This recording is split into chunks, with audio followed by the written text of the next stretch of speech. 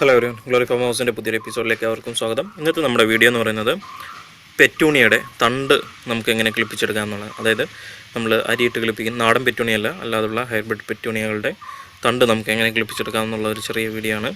ഇപ്പോൾ നമുക്ക് പെറ്റൂണിയകൾ രണ്ട് രീതിയിൽ കിളിപ്പിച്ചെടുക്കാം. ഒന്ന്, നമുക്ക് ഓൺലൈനിൽ ഒക്കെ വാങ്ങിക്കാൻ കിട്ടുന്ന സീഡുകൾ ഉപയോഗിച്ച് നമുക്ക് കിളിപ്പിച്ചെടുക്കാം. അതേപോലെ തന്നെ പേരൻറ്റ് പ്ലാന്റിൽ നിന്നും നല്ല ഒരു ബ്രാഞ്ച് സെലക്ട് ചെയ്ത് അത് നമുക്ക് കിളിപ്പിച്ചെടുക്കാവുന്നതാണ്. ഇന്നത്തെ വീഡിയോ അതിനെക്കുറിച്ചാണ്. നിങ്ങൾ ഈ ചാനലിലെ വീഡിയോകൾ ആദ്യമായിട്ടാണ് കാണുന്നതെങ്കിൽ ഗ്ലോറി ഫാം ഹൗസ് എന്ന് പറഞ്ഞാൽ ഞങ്ങളുടെ യൂട്യൂബ് ചാനൽ സബ്സ്ക്രൈബ് ചെയ്യുക, തൊട്ടടുത്തുള്ള ബെൽ ഐക്കണിൽ പ്രസ് ചെയ്യുക. അപ്പോൾ നമുക്ക് നേരെ വീഡിയോയിലേക്ക് പോകാം.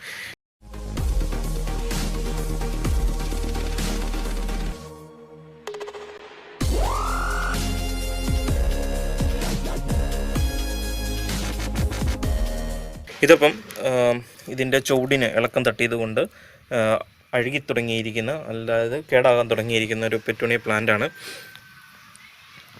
അപ്പോഴാണെങ്കിൽ ഇതിനെയാണ് നമ്മൾ ഇന്ന് കിളിപ്പിച്ചെടുക്കാൻ പോകുന്നത്. അപ്പോൾ ഇനി ഇവിടെ നിർത്തിക്കഴിഞ്ഞാൽ ഈ ബ്രാഞ്ചസ് ഇതേപോലെ അടിയിലെ ഇലകളെല്ലാം പനലാകുന്ന പോലെ തന്നെ ഇത് പനലായിട്ട് ഇത് ഉണങ്ങി പോകത്തേ ഉള്ളൂ. അപ്പോൾ നമുക്ക് ഇപ്പം ഫ്രഷ് ആയിട്ടുള്ള കമ്പുകളാണ് ഇതിലുള്ളത്. അതിനെയാണ് കട്ട് ചെയ്ത് നമ്മൾ കിളിപ്പിച്ചെടുക്കാൻ പോകുന്നത്. അപ്പോൾ നമുക്ക് ആദ്യം ഇതിൻ്റെ അകത്തുനിന്ന് ഫ്രഷ് ആയിട്ടുള്ള കമ്പുകളെല്ലാം നമുക്ക് കളക്ട് ചെയ്തെടുക്കാം. ഇപ്പോൾ നമുക്ക് ആവശ്യമായ ഫ്രഷ് ആയിട്ടുള്ള തണ്ടുകളെല്ലാം തന്നെ നമ്മൾ കളക്ട് ചെയ്തെടുത്തു.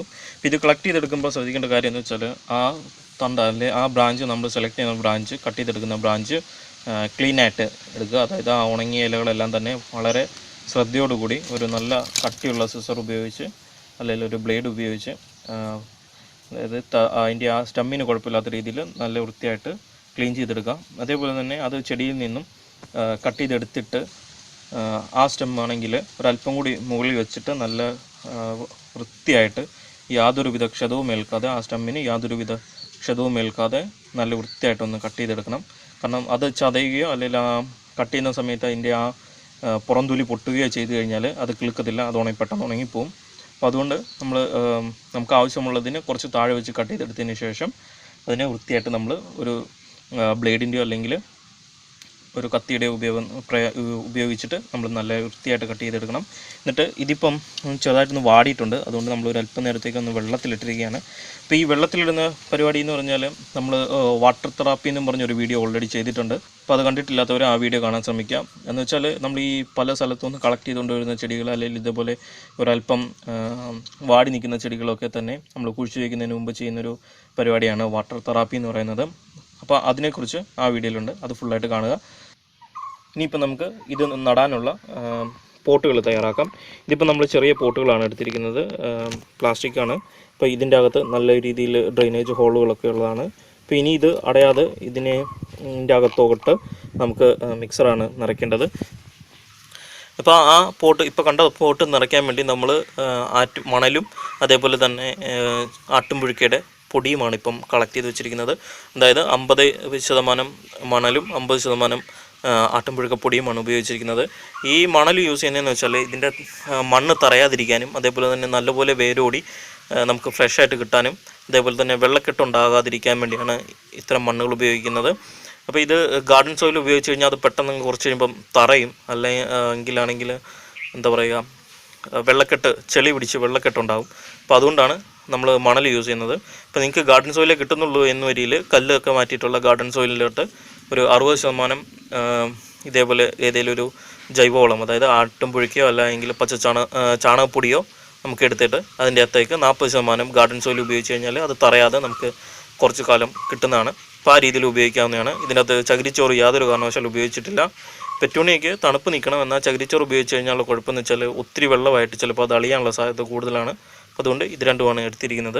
ഇനി നമുക്ക് ആ പോട്ട് നിറച്ചെടുക്കാം. ഇപ്പോൾ നമ്മൾ മിക്സർ മൊത്തം നിറച്ചിട്ടുണ്ട്. ഇപ്പം ഒരു ചട്ടിയിൽ ഒരു ചെടി വീതമാണ് വയ്ക്കുന്നത്, കാരണം ഒത്തിരി തിങ്ങി വെച്ച് കഴിഞ്ഞാൽ അത് പ്രശ്നമാണ്. അപ്പോൾ അത് കൊണ്ട് നമ്മളിങ്ങനെ വെച്ചേക്കാണ്. അപ്പോൾ നമ്മളത് സെലക്ട് ചെയ്തെടുത്ത് വെച്ചിരുന്ന ചെടികൾ കുറച്ച് നേരം വെള്ളത്തിലിട്ടതിന് ശേഷം നമുക്കിനി ഒരു റൂട്ടിംഗ് ഹോർമോൺ ഉപയോഗിച്ചിട്ട് വേണം ഇത് നടാൻ വേണ്ടി. കാരണം എന്ന് വെച്ചാൽ ഇത് കിളുത്തെടുക്കാൻ കുറച്ച് പ്രയാസം വരും. അപ്പോൾ അതുകൊണ്ട് നമുക്കൊരു റൂട്ടിംഗ് ഹോർമോൺ എന്തായാലും ഉപയോഗിക്കണം. അപ്പോൾ നമ്മൾ റൂട്ടെക്സ് എന്ന് പറയുന്ന റൂട്ടിംഗ് ഹോർമോണാണ് ഉപയോഗിക്കുന്നത്. ചെറുതായിട്ടൊന്ന് വെള്ളത്തിൽ ഡിപ്പ് ചെയ്തതിന് ശേഷം ഇത് യാതൊരു വിധത്തിലും കുത്തി ഇറക്കി വിടൽ, ഒരു ഹോൾ ഇട്ടതിന് ശേഷം അതിലേക്ക് നമ്മൾ നടുകയാണ് ചെയ്യുന്നത്. കുത്തി ഇറക്കി വിട്ട് കഴിഞ്ഞാൽ സൈഡിൽ അതിൻ്റെ ആ തൊലി പൊട്ടി ഫംഗസ് വന്ന് കേടായി പോകാൻ സാധ്യത കൂടുതലാണ്. അപ്പോൾ ഇനിയിപ്പം നമുക്ക് എല്ലാ ചെടികളും ഇതുപോലെ നട്ടിട്ട് വരാം. ഇപ്പോൾ നമ്മൾ എല്ലാ കമ്പുകളും ഇതിൻ്റെ അകത്ത് അതായത് റൂട്ടിംഗ് ഹോർമോൺ മുക്കിയതിന് ശേഷം നട്ടിട്ടുണ്ട്. ഇപ്പം ഓർഗാനിക് റൂട്ടിംഗ് ഹോർമോണിനെക്കാട്ടിൽ കുറച്ചുകൂടി എഫക്റ്റീവ് തരുന്നത് ഈ റെഡിമെയ്ഡായിട്ടുള്ള റൂട്ടിംഗ് ഹോർമോൺ പൗഡറുകളാണ്. അതുകൊണ്ടാണ് അത് യൂസ് ചെയ്തിട്ടുള്ളത്. അപ്പോൾ നമുക്ക് അത് മൊത്തം കളക്ട് ചെയ്ത് ഇത് പോട്ടിൽ പ്ലേസ് ചെയ്തിട്ടുണ്ട്. പ്ലേസ് ചെയ്യുമ്പം സെൻറ്ററിൽ തന്നെ പ്ലേസ് ചെയ്യാൻ ശ്രമിക്കുക. അതേപോലെ തന്നെ നല്ല ഗ്രോത്തുള്ള, അതിൽ വാട്ടം സംഭവിക്കാത്ത, അതേപോലെ തന്നെ സൈഡിലെ തൊലികളൊന്നും പൊട്ടാത്ത നല്ല ഗ്രോത്തുള്ള കമ്പ് തന്നെ സെലക്ട് ചെയ്ത് കട്ട് ചെയ്തെടുത്ത് ഇതേപോലെ ഒരു റൂട്ടിംഗ് ഹോർമോണിൻ്റെ സഹായത്താൽ വയ്ക്കാൻ ശ്രമിക്കുക.